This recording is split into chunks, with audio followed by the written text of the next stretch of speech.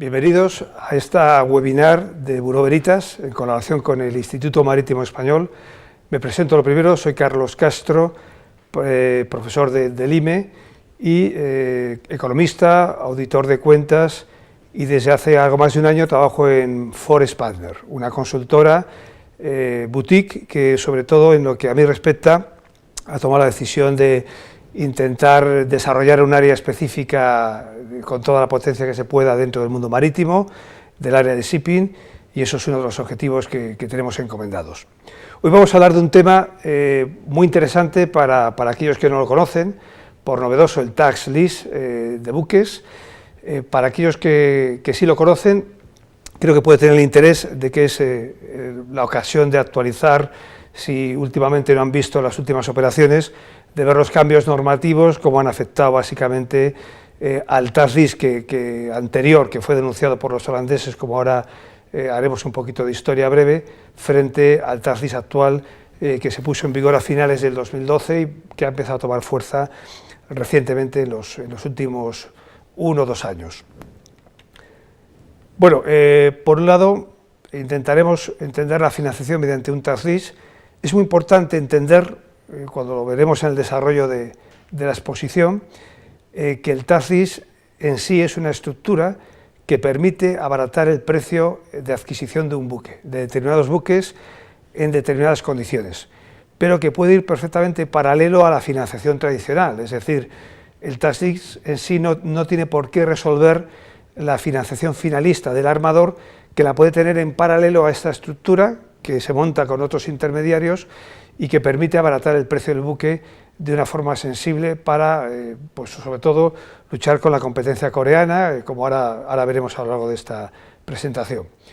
El segundo objetivo, como veis aquí en la presentación, es diferenciar entre el anterior régimen y el actual régimen de tax list.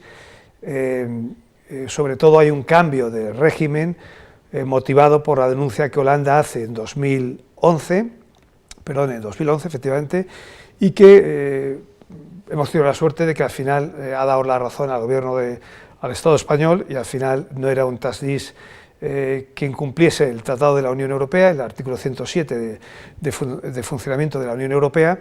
pero en medio de ese proceso largo y tedioso de la denuncia se ha mejorado el tax list, se ha cambiado y tenemos ahora un tax list reforzado con el beneplácito completo de la Unión Europea.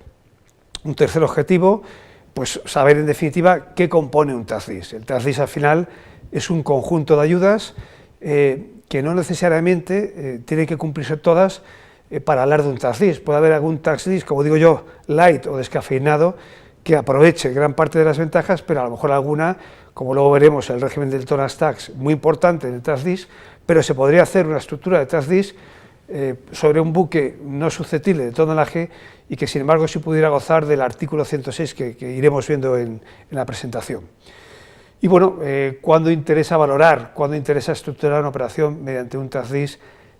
cuando compensa los esfuerzos que también significa estructurar una operación de esta complejidad mediante un tax list. Sobre todo, lógicamente, es un análisis coste-beneficio y de montar toda la estructura. Bien, esto es el índice, con lo cual pasamos a recordar un poquito qué pasó con el tax list anterior. Y a mí me gustaría, sobre todo, contar el origen del tax list, ¿no? Como se ponía en aquellos que han accedido a la webinar, es muy interesante saber por qué se empieza a hacer tax list, ¿no? El tax list para mí es una forma de intentar competir con países asiáticos, como es el caso de Corea, que básicamente lo que podríamos decir que hacían era una especie de dumping salarial. En los países asiáticos, hoy ya mucho menos que hace años, al final en buques, sobre todo aquellos buques que tuvieran un importante consumo de mano de obra en lo que es la construcción del buque, pues cuanto más grandes más, un LNG, un gasero, un petrolero, cualquier buque importante de casco de dimensiones importantes requiere muchas horas hombre. ¿Qué ocurre? Que en Corea hace una década o más de una década los salarios de los operarios, de los trabajadores, de los astilleros eran realmente muy bajos. Hoy en día esa circunstancia, como cualquier país que tiende a la democracia, hablando de Corea del Sur, lógicamente, va haciéndose que los derechos de los trabajadores, de los sindicatos, cada vez sean más fuertes, y esta circunstancia ha ido cambiando y hoy en día, lógicamente, tienen condiciones laborales más ventajosas. Pero indudablemente yo quiero lanzar una bandera en favor de la industria española y europea, que en su día llegó a construir el 20-25% de la flota mundial y que ahora pues apenas llega al 4 o 5% de la cuota de porcentaje de construcción por estas circunstancias de la fuerte competencia asiática, inicialmente Corea del Sur, hoy hay más países como China, que también están en esa puja importante de los principales puestos en construcción naval. Bueno, el caso es que la única forma de Europa, cuando empieza a perder cuota de mercado, la única forma que Europa tenía de intentar recuperar o no perder tanta cuota de mercado, pues era arbitrar un conjunto de ayudas que permitiese que el buque finalmente saliese más barato para el armador. Y todo dentro del artículo 107, que es uno de los artículos primordiales de la Unión Europea, en el sentido de el artículo lo que pretende es que todo aquello que se haga en cualquier país comunitario o del espacio europeo no vaya contra la libre competencia. Lo que no vale es que las normas del juego en España, en el TASDIS español, sean muy dispares a las normas en Francia o en Holanda o en cualquier otro país de los constructores europeos de buques, y eso distorsiona la competencia y uno tiende a irse más a astilleros españoles u holandeses o ingleses o franceses dependiendo de las normas. Qué duda cabe que yo, que soy un defensor del espacio europeo y de la Unión Europea aún le quedan muchos pasos por dar, máximo ahora que estamos en plenísima actualidad con el tema del Brexit, también por temas como la armonización fiscal. Sin esa armonización fiscal difícilmente podremos tener sistemas totalmente comunes. No obstante lo anterior, como veremos en el desarrollo de esta presentación, el régimen del tonelaje, el que regula en España el artículo 113 a 117 de la Ley del Impuesto de Sociedades, es un régimen que se aplica en 16, ya hace tiempo eran 16 países comunitarios, posiblemente ahora sean alguno más, con lo cual, como no hay armonización, no podemos hablar de un TASDIS común en todos los países europeos, pero sí podemos hablar de distintos regímenes y que entre todos ellos más o menos creen una libre competencia. Eso no fue lo que entendió nuestros compañeros holandeses, que en 2011 denuncian el sistema del TASDIS español, y eso hace una parada en barrena en muchos determinados tipos de buques, con independencia de que cualquier industria tiene que ser capaz de subsistir con o sin ayudas fiscales. Eso no quita que en ese momento nos quedamos en una situación de indefensión, porque en otros países, como por ejemplo en Francia, también había existido en su día un TASDIS que también había sido denunciado y que también había sido reformado y salido reforzado después de la última reforma. El caso es que España en ese momento se queda con una indefensión que provoca unos años en los que determinados buques, aquellos que eran susceptibles de TASDIS, como básicamente son buques de transporte de pasajeros y mercancías o mixtos, offshore, etcétera, la demanda de construcción de esos buques en España cae de forma importante. En ese momento España no perdió el tiempo, se hicieron muchas reuniones en los despachos de Bruselas, y esto provocó, como aquí ponemos, que en noviembre del 2012, mientras se resolvía el largo y tedioso problema de la demanda de los holandeses, que la Comisión Europea, etapa del comisario Almunia, admitió a trámite y dio inicialmente la razón. En ese ínterin, digamos que se aprueba un nuevo TASDIS, que es un TASDIS que ve la luz en noviembre del 2012, con la ventaja de que ya hay una resolución explícita de Bruselas aceptando las características de lo que es el fundamento del TASDIS, que es el artículo 106, que comentaremos cuando llegue su momento en la presentación, pero que es sobre todo la amortización del buque durante el periodo de construcción del mismo. Bien, ya habíamos comentado lo del dumping salarial, habíamos comentado cómo del 2004 al 2011 es la fuerte expansión de construcción gracias al TASDIS. Antes del 2004 no existía el TASDIS que hoy conocemos, había otra especie de TASDIS que se basaba en el régimen canario, un régimen no derogado, pero que ha sido superado en ventajas por el TASDIS, y eso ha provocado que haya quedado un poquito en el olvido, ¿no? No quiero dejar de apuntar que hoy vivimos una circunstancia curiosa, ¿no?, con los astilleros surcoreanos como Hyundai, Daewoo, Samsung, que están arrojando fuertes pérdidas, con lo cual, bueno, puede ser un momento, si se sabe aprovechar, para que Europa recupere en parte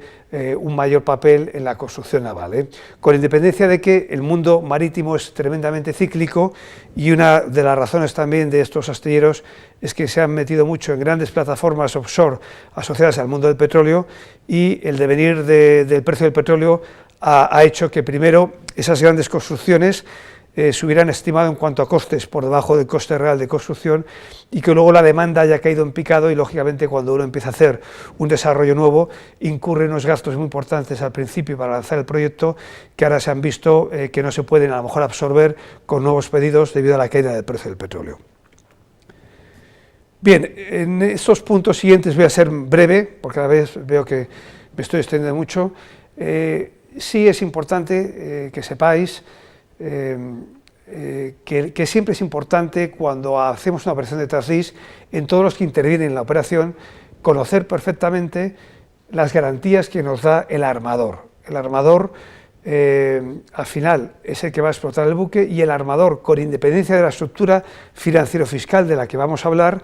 el armador, no hay que olvidar que al final es el que tiene que pagar el buque, y por tanto sería importante que hagamos un análisis económico del armador. Es decir, estas estructuras, aunque tengan una parte, digamos, de estructura financiero-fiscal un tanto artificial, en el fondo hay un barco de verdad, hay un armador de verdad, y para que la estructura no haya que desmontarla, será importante analizar con detalle el papel del armador. Sin embargo, lo que hoy vamos a ver, no nos vamos a centrar en la financiación finalista del armador, sino en la financiación alrededor de la estructura de traslis. Y ahora vais a ver, y tenéis que entender a través de esta estructura, cómo se consigue un mejor precio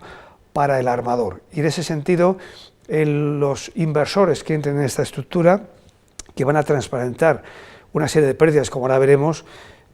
pueden tener la tranquilidad de que la estructura de traslis se hace con absoluto confort, en el sentido de que los pagos que el armador tiene que hacer tienen que estar previamente depositados, de tal forma que la estructura se dice in deficiens, está totalmente colateralizada, y no hay ningún riesgo de impago bajo el punto de vista de la estructura de traslis.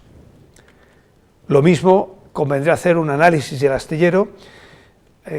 Yo, que tuve la ocasión de participar en ya más de 100 estructuras de traslis a lo largo de mi vida profesional, en mi caso solo una de ellas se cayó, y bueno, cuando una estructura se cae, vamos a ver que no hay ningún problema, porque precisamente el mecanismo del que hoy vamos a hablar, el mecanismo del traslis, consiste en que los inversores, que van a hacer un pago muy importante tras la entrega del buque, únicamente van a poner esos fondos en el momento de la entrega del buque. Eso significa que si hay un problema de quiebra del astillero durante la construcción, que no pueda ser salvable mediante el desplazamiento de ese buque a otro astillero, la operación se desharía sin consecuencias para los inversores. El tipo de buque será también muy importante. Con esto, armador, astillero, buque, repito, insisto, lo que queremos es dejar bien claro que cualquier estructura, aunque sea una estructura de traslis, requiere de un análisis previo de todos los intervinientes. Si en este caso, máxime de que el tipo de buque esté sujeto a las condiciones que establece el Tonnage Tax. Como antes habíamos dicho, el Tonnage Tax es un régimen aplicable en la gran mayoría de los países comunitarios que lo han querido aplicar. Más de 16 países aplican este régimen, y es un régimen por el cual se paga unos impuestos de acuerdo con el tonelaje del buque,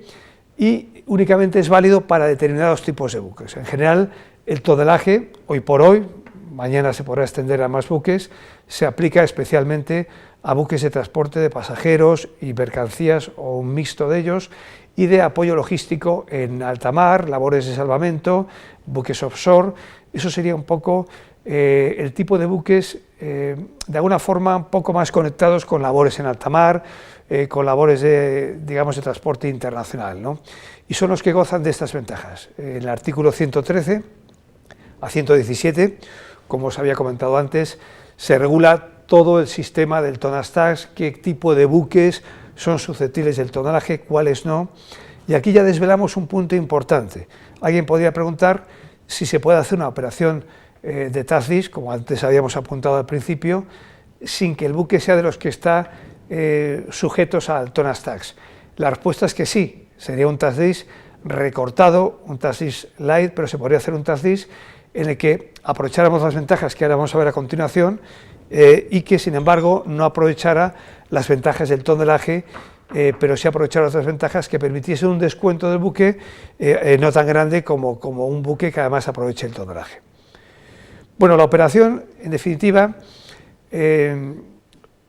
gustaría contarlo con mis palabras antes de tirar de la presentación. La operación de tax lease al final es una operación en la que una serie de inversores van a entrar en una sociedad vehículo que temporalmente esa sociedad vehículo se va a convertir en un armador o en un armador que se ha subrogado en la posición del armador. De forma que este armador, aprovechando una conjunción de medidas fiscales que ahora vamos a ver, consigue generar unas pérdidas muy importantes en la sede de la agrupación de interés económico que se transparentarán a cada uno de los inversores de la agrupación de interés económico y hará que ese dinero que ponen en el capital, que situaros más o menos en que eso va a ser en torno al 20% del precio del buque, devenga más o menos en un menor precio del coste de adquisición del buque para el armador, sin que eso afecte al astillero, que le ha costado un buque 100 y va a seguir recibiendo 100, recibirá 80 del armador y 20 a través de esta compleja figura del tax lease. ¿Qué ocurre? Que los inversores recuperarán esos 20 que van a poner por la vía fiscal, fiscal y en concreto por la vía de tanto una combinación del impuesto de sociedades como del tonnage tax si aplica una vez que el buque esté, digamos, en tonelaje, que no será desde el principio. Bien, aquí, bueno, cuento un poquito cómo hay un banco que actúa de estructurador, que ha contactado con un astillero, ese astillero, en el argot de las estructuras se dice que cotiza, el banco cotiza al armador, le da un precio para que el armador posiblemente compare con otros astilleros, tanto europeos como españoles, como asiáticos, y vea al final si le interesa o no ese precio, ¿no? El conjunto de artículos que aquí se ponen básicamente, que establecen la ventaja del tax lease, sobre todo parten del artículo 106. El artículo 106 es el antiguo 115, para aquel que recuerde el antiguo tax lease. Es el artículo que regula las ventajas de adquirir un bien complejo, un bien de construcción no seriada, un bien atípico, que tenga un periodo de construcción de más de 12 meses y que además lo financiemos mediante la figura del leasing, del arrendamiento financiero. El artículo 106 lo que establece en su apartado octavo es que cumpliendo estas condiciones que acabo de decir, se pueda amortizar el buque previa comunicación, que no autorización de tributos, durante la construcción del buque. Imaginaros que lo que os estoy hablando es de ser socio de una sociedad con forma de agrupación de interés económico, que eso es una forma jurídica, en la que su único activo es un buque. Tú no vas a desembolsar el capital de esa sociedad hasta la entrega del buque. Sin embargo, desde el día en que el buque se empieza a construir, tenemos la ventaja, gracias al artículo 106, bendecido por Bruselas, repito, en la última consulta de noviembre de 2012, mediante la cual, una vez que se inicie la construcción del buque y siempre que se financie mediante un contrato de leasing, y a medida que se vayan pagando las cuotas asociadas a los hitos constructivos del buque, podemos empezar ya a amortizar fiscalmente el buque. Eso significa que esos miembros de la agrupación de interés económico, que cada uno va a transparentar parte de los resultados de esa agrupación de interés económico, como si dijéramos, va a consolidarlos fiscalmente con su negocio, si es un constructor, si es una compañía de moda, si es una compañía de electricidad, y va a poder meter un gasto desde el primer momento sin que aún haya desembolsado nada. Imaginaos efectos de inversión económica, lo que eso significa, efectos de TIR, efectos de BAN, el hecho de que tú ya puedas amortizar la inversión del buque desde el primer momento. Ese es el artículo 106. Ese artículo 106, antiguamente el 115, insisto, antes se exigía una previa autorización de tributos. Hoy no se exige la autorización de tributos, sino tan solo una comunicación a tributos. Esto fue lo que dio lugar a que los holandeses dijeran que antiguamente, como España tenía que autorizarlo, solo lo autorizaba para buques y que era un sistema de ayuda selectivo. Eso ha quedado desmontado porque tras la denuncia de los holandeses en diciembre del 2015, que creo que al final no lo dije antes, finalmente el alto tribunal de la Unión Europea dio la razón a España y dijo que el sistema antiguo del TASDIS no era selectivo. Eso no quita que en medio de este largo proceso nos ha permitido hacer un nuevo TASDIS más reforzado con la bendición de Bruselas, que es el que ahora os estoy diciendo con el artículo 106. El tonelaje, artículo 113 a 117, es que daros cuenta que aquí es muy importante que la agrupación de interés económico se regule por el régimen general del impuesto de sociedades, porque es el que nos permite amortizar rápidamente en unos 3 años el buque. Y digo 3 años porque nos permite el Estado amortizar al porcentaje máximo, que sería un 10% según tablas del Ministerio. Lo que ocurre es que al ser el leasing, la norma permite, el artículo 106, que vaya al duplo, vaya al 20%, y finalmente, si la agrupación de interés económico reúne las condiciones de ser una pyme, una pequeña o mediana empresa, podríamos llegar al 30%, que es lo habitual en el 80% de las estructuras del TASDIS. Eso significa que en 3 años habremos amortizado todo el buque, y a partir de ese momento es cuando sí nos interesa cambiar de chaqueta y nos pasamos entonces del régimen del impuesto general de sociedades al régimen del tonnage tax, previa petición y autorización de tributos. Es importante que sepáis que el régimen del tonelaje sí requiere una petición previa. Tiene muchas razones de ser, entre otras que el régimen del tonelaje no es arbitrario, tú no lo puedes pedir para un único buque. Si tienes un único buque en tu naviera, sí, pero si tú tienes varios buques dentro de tu naviera, es preceptivo que todos los buques susceptibles del tonelaje, si pides el tonelaje, todos pasen a estar regulados por el sistema del tonelaje. El artículo 43 y siguientes es lo que regula a las agrupaciones de interés económico, que es en definitiva, si tengo 5 socios y cada uno tiene un 20%, cada uno se imputará el 20% de las pérdidas de esa sociedad en sus respectivos consolidados fiscales. Y luego también tendremos el régimen de las pymes que os he comentado y que nos permite llegar y aumentar del duplo al triple la amortización de los buques. El 442/94, hoy por la extensión de la presentación no me extenderé, pero es un sistema paralelo, no tiene por qué ir junto con el TASDIS, que puede permitirnos de financiar mediante financiación la construcción de un buque en España con financiación bancaria, nos puede permitir una ayuda adicional que no es despreciable, que puede ser un 3-4% del precio del buque, consistente en una subvención, en un subsidio del 1% de un préstamo que hiciéramos para adquirir el buque sobre el 80% del precio del buque y por un plazo de hasta 12 años, más los intereses intercalarios durante la construcción. Voy a ir un poco más rápido aquí lo que hago es presentaros un esquema para que veáis un poquito los diferentes procesos, cómo el astillero, por un lado, construye el buque por encargo de un armador. Previamente habrá habido un banco que se ha sentado con el astillero para ver qué precio se le podía ofrecer al armador. El armador es quien realmente encarga la construcción del buque, con independencia de que luego la compañía de leasing va a adquirir el buque en nombre del armador y se va a subrogar en esa posición, pero realmente la compañía de leasing no es quien ni nunca va a poder decir ninguna de las condiciones del contrato de construcción. Posteriormente, la compañía de leasing arrendará ese buque a la agrupación de interés económico. Esa agrupación de interés económico, que es una agrupación cuyos miembros tienen que tener una actividad auxiliar a la actividad propiamente dicha marítima, lo que harán es un contrato de bareboat o arrendamiento a casco desnudo con el armador, porque lógicamente aquí el único que va a explotar el buque desde el principio es el armador, que es el experto en la explotación del buque. Una vez que pase un tiempo durante el cual ya se haya amortizado el buque, ya los miembros de la AIE hayan aprovechado esas ventajas fiscales que les ha permitido recuperar más del 100% de su inversión y sacar una rentabilidad razonable e interesante gracias a las devoluciones fiscales,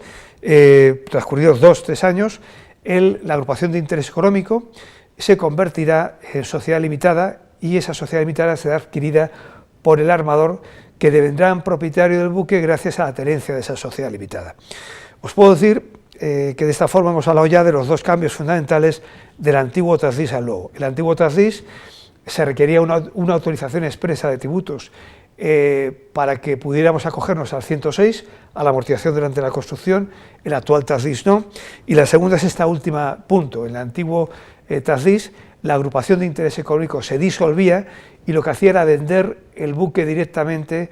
al armador, porque la interpretación española o la aplicación española era que la plusvalía en venta que se le provocaba en ese momento a los miembros de la AIE por vender un buque ya amortizado fiscalmente quedaba exenta y quedaba cubierta o protegida bajo el tonelaje. Eso fue un punto que Bruselas puso en duda a los holandeses. Bruselas en este punto considera que quizá no es limpio que la plusvalía en venta, si los ingresos de explotación, de un fletamento, de un bareboat vayan en el tonelaje, con lo cual para evitar este riesgo o esta duda interpretativa, en las actuales estructuras lo que hace el armador es comprar la agrupación de interés económico previa a su conversión en sociedad limitada para limitar la responsabilidad de los socios. En cuanto a las características de la agrupación de interés económico, realmente las agrupaciones de interés económico, aquí lo que hago es detallar cómo es una forma de fomentar todo el mundo marítimo, cómo estamos contribuyendo a un transporte fiable, eficaz, seguro, en definitiva, todas las ventajas que Bruselas da al mundo marítimo, hoy que estamos hablando tanto de las autopistas del mar, de conectar Europa, pues qué duda cabe que somos un continente con mucho mar y donde gran parte de nuestras transacciones se hacen por mar y por tanto se va a favorecer siempre todo lo que tenga que ver con el mundo marítimo. Los inversores, todo lo que aquí pongo, ya os he contado, inversores fiscales que van a aportar el capital en la AIE, esas aportaciones devienen a fondo perdido, pero se recuperan por la vía fiscal, por tanto, entre las amortizaciones fiscales y entre lo poco que se paga por el tonelaje, digamos que el flujo de recuperación fiscal superará al flujo del capital y hará que la rentabilidad de la TIR para los inversores que tengan bases imponibles positivas y que se puedan permitir invertir en estos vehículos sean muy interesantes. No penséis que esto exclusivamente existe en el mundo naval. Las estructuras de TASDIS hoy en día existen al menos en temas de I+D+I, con lo importante que es la investigación, el desarrollo y la innovación de cualquier sector de la economía. Existen también en el tema del cine y de los espectáculos y de hecho hoy en día el artículo 106 sería extensible a cualquier activo de construcción atípica, no necesariamente marítimo, con independencia de, puede ser un bien industrial, puede ser una planta industrial compleja, al final lo que se trata es de que haya inversores que inviertan en este sector, con independencia de que el mundo marítimo esté perfectamente acoplado a este producto. No hay riesgo de construcción, como os señalo aquí, por lo que os he comentado. La AIE solo desembolsará el capital cuando se entregue el barco. Todos los temas de repagos, que se hace complicado en esta presentación, de la que ya me estoy extendiendo de más, quedan totalmente casados, de forma que el armador que desea una estructura de estas tiene que tener previamente concedida la financiación por un banco de máxima categoría e incluso el importe del bareboat que va a pagar durante el periodo del contrato de bareboat tiene que estar previamente depositado en un depósito bancario. Por tanto, no hay ningún riesgo crediticio en las operaciones para el inversor. El inversor, el único riesgo que tiene es su propia planificación fiscal. Un inversor que entre en una agrupación de interés económico, y para eso estamos en Forex Partners, si hace falta daros toda la información necesaria, lo único que necesita es tener bases imponibles suficientes para poder transparentar esas pérdidas que le va a provocar la AIE y hacer que esta inversión finalmente devenga una inversión rentable. Bueno, la AIE realmente, el funcionamiento de la AIE aquí es muy sencillo. Las agrupaciones de interés económico son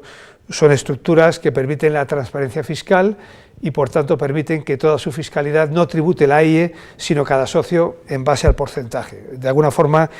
paso rápido estas transparencias porque ya lo he explicado previamente durante la estructura, ¿no? Y finalmente quizá me quería detener también un poco antes de pasar a los riesgos y sus mitigantes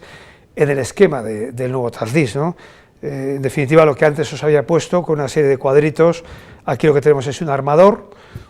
que ha pedido previamente un contrato de construcción con un astillero, la compañía de leasing que se había subrogado en ese contrato de construcción,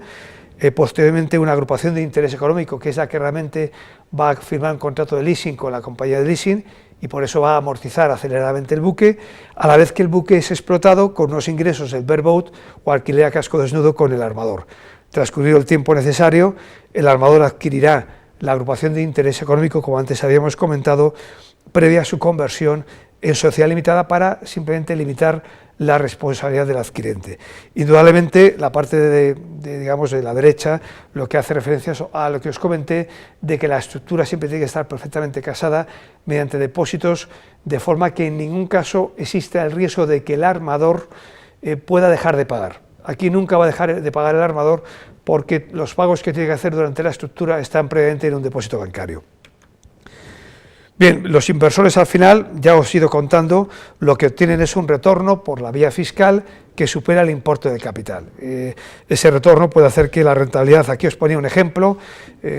no hay tiempo hoy para explicar o entrar en detalles, pero en definitiva, esto es un ejemplo razonable donde tenemos una inversión donde los inversores de la IE recuperan una tasa interna de retorno del 15% después de impuestos. Se puede decir que es una tasa buena, razonable, sin ser en absoluto abusiva de mercado, y además teniendo en cuenta que el inversor siempre hay que decir que asume un riesgo, el riesgo indudablemente de que al final su tipo de balance, su tipo de negocio le provoque entrar en crisis, no genere las bases imponibles positivas que tenía previstas generar, y entonces esas pérdidas fiscales de momento no es que las pierda, pero las tendría que demorar a futuro, y demorando la imputación de bases imponibles negativas a futuro, lo que ocurrirá es que la rentabilidad para el inversor caerá de forma importante. Bien, al final los riesgos mitigantes yo creo que ya os he ido diciendo, como la AIE no tiene riesgo constructivo, como la AIE recupera todo por la vía fiscal, como hay una petición previa de tributos, una comunicación, sino petición, con lo cual sabemos que la operación está bendecida, como Bruselas ha bendecido la operación, el retorno de la inversión solo viene por la vía fiscal. Aquí tenemos un ejemplo numérico donde simplemente vemos una estructura en la que los inversores, normalmente, en este caso, por ejemplo, la aportación de fondos de los inversores es un ejemplo antiguo, por no desvelar ningún dato de una estructura actual, y sin decir el nombre de esta naviera, que la hemos llamado MEDMI en honor al Instituto Marítimo Español y al Máster en Economía y Derecho Marítimo Internacional que hace IME junto con ICADE Business School.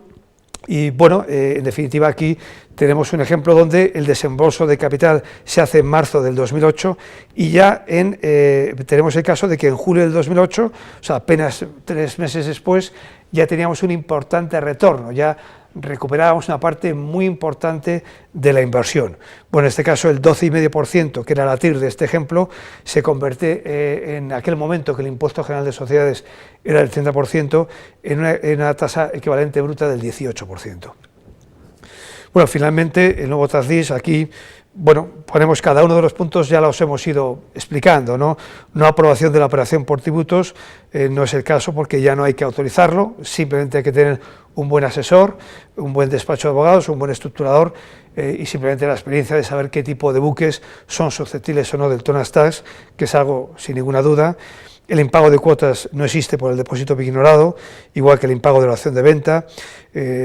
Todos los temas de seguros corren a cargo del armador, que es quien va a explotar realmente, quien conoce este mundo, y los inversores de la IE tendrán derecho a pedir en un momento determinado la adecuada cumplimentación de esos seguros, del casco y máquinas, del seguro de P&I, etcétera, y si no, ellos lo podrían suscribir y luego reclamar los gastos, pero os podréis imaginar que el riesgo de que un armador hoy en día no cierre los seguros es prácticamente cero, ¿no? Y bueno, la responsabilidad de los socios es solidaria en la IE, no podría entrar ningún socio sin la autorización del resto, siempre habrá una financiación otorgada a la compañía de leasing, la inscripción registral hay mucha experiencia, no hay riesgo de impago como os hemos comentado, y luego la contabilidad de la agrupación de interés económico siempre se suele dejar en manos de una Big Four, de una gran auditora, para que esa IE esté perfectamente auditada, aunque no cumpla los requisitos de obligatoria auditoría, y por tanto los inversores no tengan ningún problema en la transparencia, en transparentar las pérdidas.